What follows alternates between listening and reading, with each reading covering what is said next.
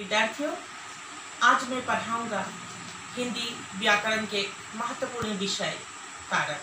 विद्यार्थियों, कारक संज्ञा या सर्वनाम के जिस रूप से उसका सीधा संबंध क्रिया के ज्ञात हो उसे कारक कहलाता है। अर्थात संज्ञा या सर्वनाम के जिस रूप से उसका सीधा संबंध क्रिया के ज्ञात हो उसे कारक कहलाता है। जैसे गीता ने दूध पिया। इस वाक्य में क्या है? गीता क्या है? कर्ता है, अर्थात कर्ता कारक, और दूध कारक। ये कारक के प्रकार। हिंदी में कारकों की संख्या 8 है। हिंदी कारकों में क्या है? संख्या कितनी है? 8 है। उनके विभक्ति चिन्ह इस प्रकार है। हिंदी कारकों की संख्या 8 है। उनके विभक्ति चिन्ह इस प्रकार है। कर्ता ने, कारण को, कारण से, के साथ, के द्वारा, संप्रादान के लिए, अपादान से, अलग होने के अर्थ में, मतलब पृथक, संबंध, का, के, की, ना, ने, नी, रा, रे, री, ये भी है। अधिकरण, में, पर, संबोधन, हे, अरे। तो आप लोग ऐसे याद करें, कर्ता ने, कारण को, कारण से, संप्रदान के लिए, अपादान से, संबंध, का, के, की, ना, ने, नी, रा, रे, री, अधिकरण, में, पर, संबोधन, हे, अरे। क्रिया को करने वाले को कर्ता कहते हैं। क्रिया को करने वाले को कर्ता कहते हैं। जैसे रवि ने खाना खाया, बच्चा दूध पीता है। मैंने नए विभक्ति का और कुछ बातें हैं, खास बातें हैं, मैं ये बाद में बताऊंगा कक्षा में। आज कर्ता कारक में देखिए, क्रिया को करने वाले को कर्ता कहते हैं। जैसे रवि ने खाना खाया, बच्चा दूध पीता है। ठीक है। कारक जिस पर कर्ता की क्रिया का फल पड़े उसे कारण कारक है। मतलब कर्ता की क्रिया का फल पड़े, जिस पर वाक्य देखिए, जिस पर कर्ता की क्रिया का फल पड़े उसे कारण कारक कहते हैं। जैसे माँ खाना बनाती है। कौन खाना बनाती है? माँ। अध्यापक छात्रा को पढ़ाते हैं। अध्यापक किसको पढ़ाते हैं? छात्रा को। तो इस वाक्य में देखिए, कर्ता की क्या हुआ? कर्ता की क्रिया का फल पड़े। जिस वाक्य पर कर्ता की क्रिया का फल पड़े उसे कारण कारक कहते हैं। मैंने क्लास में आप लोग को समझाया ही, फिर भी इसमें दिखाया। जिस पर कर्ता की क्रिया का फल पड़े उसे कारण कारक कहते हैं। माँ खाना बनाती है, अध्यापक छात्र को पढ़ाते हैं। कारण कारक जिसकी सहायता से काम करता है उसे कारण कारक कहते हैं। मतलब जिसकी सहायता से काम करता है उसे कारण कारक कहते हैं। जैसे पिताजी कलम से लिखते हैं। किससे लिखते हैं? कलम से। किसकी सहायता से? कलम से।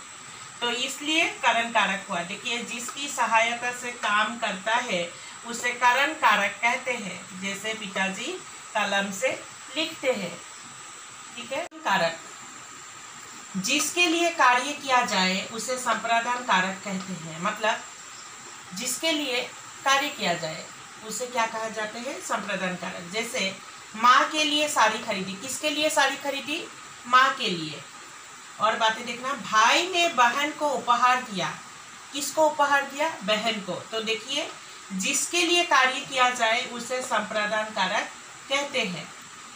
तो माँ के लिए, संप्रदान कारक का क्या है? कारक विभक्ति चिन्ह क्या है? के लिए। माँ के लिए साड़ी खरीदी। किसके लिए? माँ के लिए। ये है संप्रदान कारक। भाई ने बहन को उपहार दिया। किसको? बहन को। ठीक है। को है, ये कारक चिन्ह है, विभक्ति चिन्ह है। और किसके लिए है? किसको उपहार दिया? बहन को। तो ये वाक्य में क्या है? जिसके लिए कार्य किया जाए उसे संप्रदान कारक कहते हैं। तो इसमें देखिए, कार्य किया जाए, जिसके लिए कार्य किया जाए वो संप्रदान कारक है। और किसके लिए साड़ी खरीदी? माँ के लिए। के लिए क्या है? विभक्ति चिन्ह है। भाई ने बहन को उपहार दिया। किसको उपहार दिया? बहन को। क्या है? विभक्ति चिन्ह है। अपादान कारक क्या है? संज्ञा या सर्वनाम का वो रूप जिससे अलग होने का बोध हो उसे अपादान कारक कहलाता है। पहले अपादान कारक का विभक्ति चिन्ह क्या मिला? से, मतलब अलग होने की स्थिति में, अर्थात जुदाई होना, पृथक होना।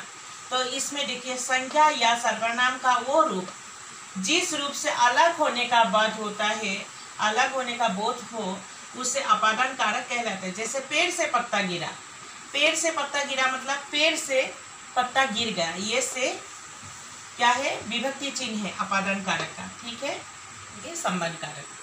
संज्ञा या सर्वनाम के जिस रूप से किसी एक वस्तु या व्यक्ति का संबंध दूसरी वस्तु के साथ हो उसे संबंध कहते हैं। मेल विषय वस्तु क्या है? किसी एक वस्तु या व्यक्ति का संबंध दूसरी वस्तु के साथ हो उसे संबंध कारक कहते हैं। संज्ञा या सर्वनाम के जिस रूप से किसी एक वस्तु या व्यक्ति का संबंध दूसरी वस्तु के साथ हो उसे संबंध कारक कहते हैं। जैसे नंदिनी के पापा आए हैं, नंदिनी के पापा आए हैं, विद्यालय की घड़ी बंद हो गई। तो नंदिनी के पापा आए हैं, विद्यालय की घड़ी बंद हो गई। तो के क्या है? संबंध कारक के विभक्ति। की क्या है? संबंध कारक की विभक्ति। तो विद्यालय की घड़ी बंद हो गई, नंदिनी के पापा आए, ये है संबंध कारक के एक एक वाक्य। ठीक है। कारक क्रिया के आधार को बताने वाले संज्ञा का रूप अधिकरण कारक कहलाते हैं। क्रिया के देखिए, क्रिया के आधार को बताने वाला संज्ञा का रूप को अधिकरण कारक कहलाते हैं। जैसे टोकरी में फल रखे हैं, तो देखिए कहाँ में? टोकरी में। तो क्रिया के आधार को बताने वाला संज्ञा को अधिकरण कारक कहलाते हैं। उसका उदाहरण है टोकरी में फल रखे हैं। संबोधन कारक संज्ञा के जिस रूप से किसी को पुकारने या सावधान करने का बोध होता है उसे संबोधन कारक कहते हैं। संज्ञा के जिस रूप से किसी को पुकारने या सावधान करने का बोध होता है उसे संबोधन कारक कहते हैं। जैसे अरे भाई मेरी बात सुनो, अरे भाई मेरी बात सुनो, ये क्या है? संबोधन कारक। ठीक है। तो प्यारे विद्यार्थियों, आप लोग ने हिंदी विषय के हिंदी व्याकरण के महत्वपूर्ण विषय कारक के बारे में समझे होंगे। और कारक, हिंदी में कारक की प्रकार 8 है, कारक की संख्या 8 है। और विभक्ति चिन्ह जो है मैंने उसको दिखाया और एक एक करके उदाहरण देकर समझाया भी। और ने विभक्ति का कुछ विशेष बातें भी है, वो मैं क्लास में आप लोग का चर्चा करूँगा। ने विभक्ति कुछ बातें हैं।